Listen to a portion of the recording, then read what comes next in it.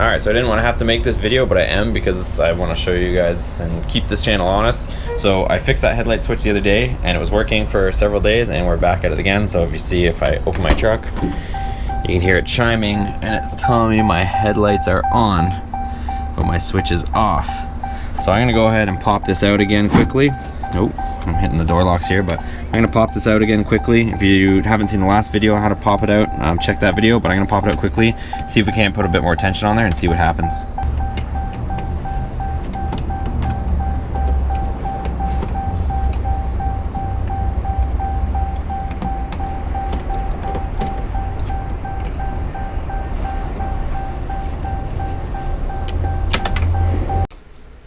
Okay, so putting a little bit more pressure on the switch, or that spring, seemed to help a little bit, but I'm still running into some issues.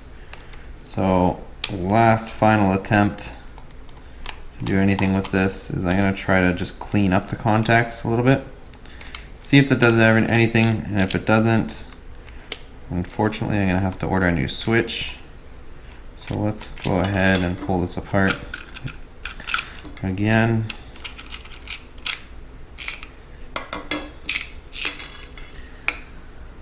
And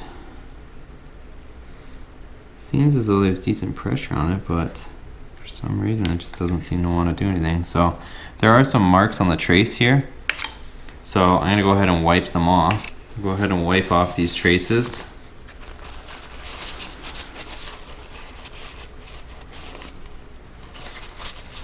And with them wiped off, I'm going to use just the back of a Scotch-Brite pad just to kind of maybe clean it to see if that does anything for us.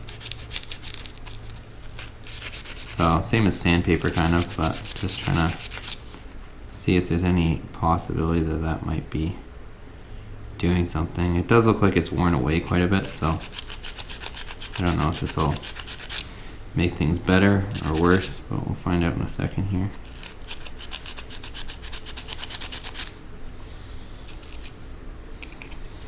Yeah, some of the gold conduct or coating that they have on here is definitely wore away from use. So I don't know, like I said, this might make it even more worse than it was, or it might make it better. We'll find out. And we'll do the same to these contacts here.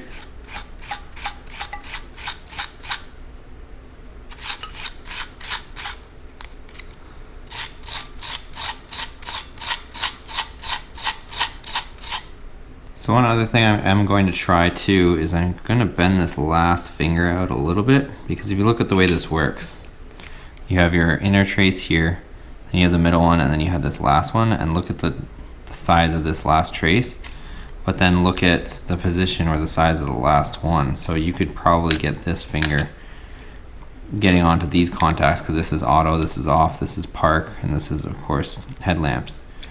So I think we can spread that one out just a little bit more just to get it on that contact a little better. So I'm going to go ahead and just ease these out a little bit more. I don't have an original one to see exactly what this looks like, of course, but I'm going to go ahead and assume that doing that would make it better, just by looking at where it's got to grab onto or touch. So we'll go ahead and install that, and we'll see what the results are. And let's put this puppy back together. So same thing. Reassemble. The 4 screws. No big deal. I think I sent one of them flying though. So we got the 4 screws. Put this baby back together. Alright, so we're of course back at the truck again. Let's pop this switch back on. Get the connector on.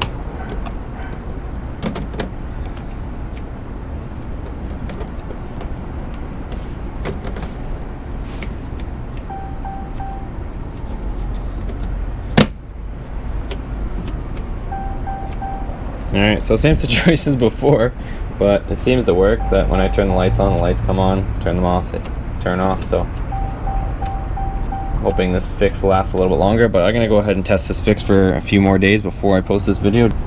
Alright guys, so it's been almost 2 weeks since I did that fix.